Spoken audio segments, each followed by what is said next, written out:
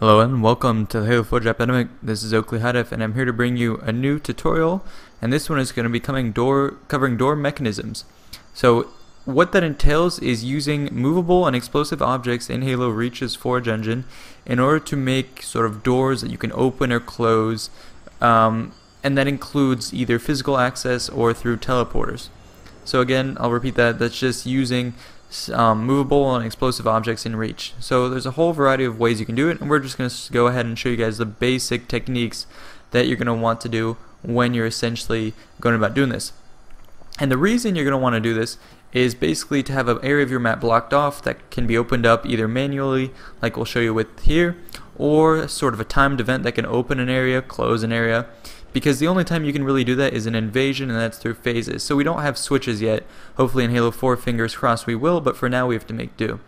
So what you're going to want to do is come up with a creative way to kind of block your way through. So here, crates, they're held here with capture plates, etc. Sort of nudge in here, and you can see even with a Warthog, I'm not able to bash my way through. So that effectively keeps me out of that area.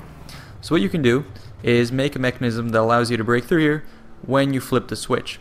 So basically what you have is crates here with a trench under them the exact size so that when they fall, they're flush with the ground, you can walk across.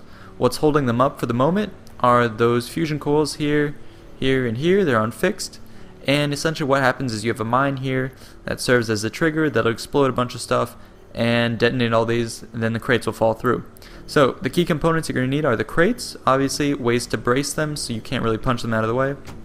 Shield doors, you can't just shoot the fusion coils. You may want that in your game, but then again you might want to switch, so make sure you take care of that. Now I'm going to show you guys how this works. So here essentially what we have is a bridge covering up a mine on a shield door. So the shield door prevents you from dying when you activate that mine, and this just turns it into what might look like a button.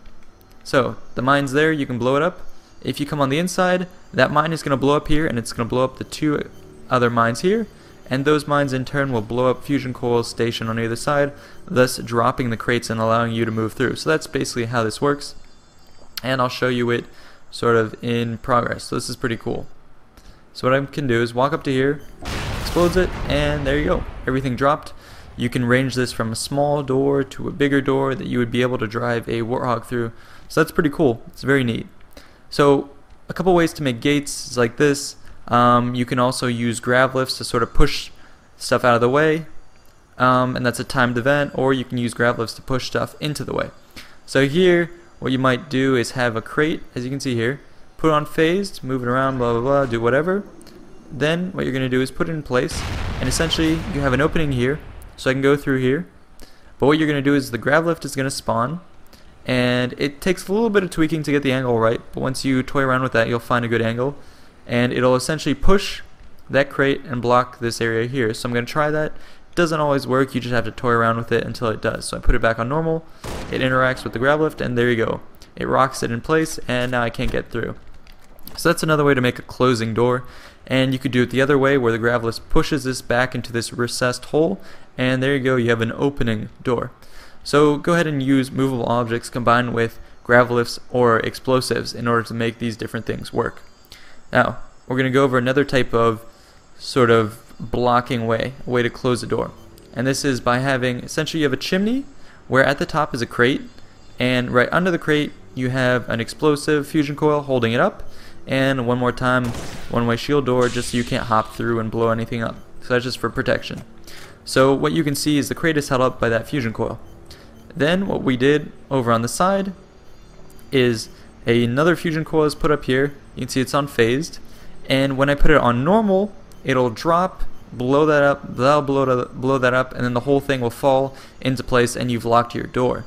And you'll see this on some of our maps. It's very useful. So basically, how you're going to set this up is you have these explosives set. That one back there is on phase. This one here can be a normal, whatever. Then the one here, when you're placing it, you want it on fixed or phase so it floats, so I can let go and it's going to float. Then you're going to do advanced, place at start, false. I'm going to leave it on true for now, but you want it on false. And spawn time, this is where you choose. So if I do false, spawn time 30 seconds into the game, this thing will spawn and drop.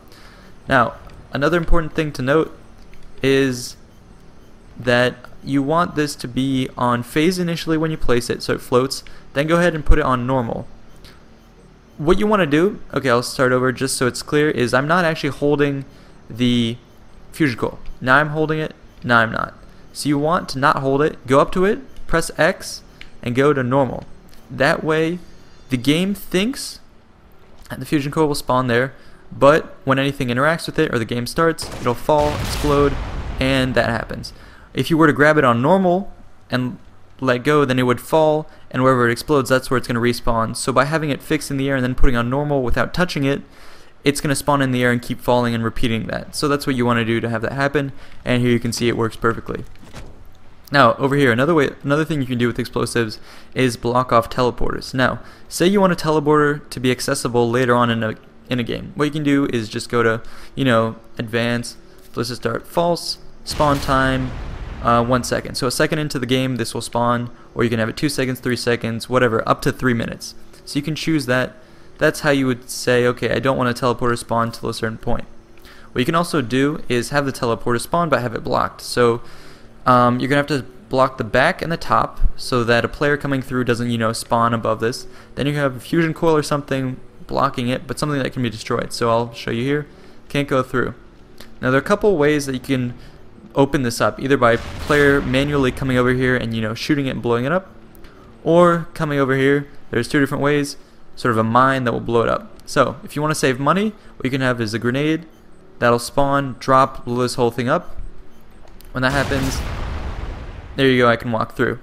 Now the reason we do it like this over here is so you can have the teleporter open up past the 3 minute dead, so the 3 minute max that we usually have, and this is useful for a variety of games. Now the way this works, basically you have think of it as a chain of explosions. You want this stuff to explode this, and then blow this up. But the way you're going to do it is you're going to have this explode first. This object is not going to be here. So the first time this explodes, there'll be an explosion here, but it won't be enough to blow this up. So this explodes once, and then this is still here, so the teleporter is still blocked. Now, let's say I want the teleporter here to open up at 4 minutes. Now usually I can do that. What I'm going to do, set these two at a 2 minute spawn. So at 2 minutes, that spawns, this spawns, it explodes, boom, now it's on another 2 minutes waiting timer before it can respawn. So okay, it exploded at 2 minutes, now it's waiting for 4 minutes. What's going to happen between the first explosion and the second explosion is this piece is going to spawn in. Now when that spawns in, the second time this explodes, it will effectively complete the chain and the whole thing explodes.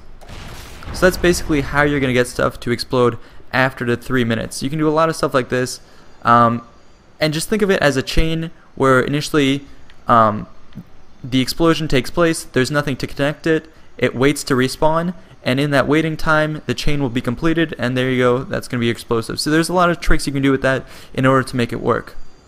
So thanks guys, this has been Oakley Hidef with the Halo Forge Epidemic, and I hope this brief introduction to switches and door mechanics has helped you a lot. So stay tuned and we'll be back with more. Thanks guys, signing out.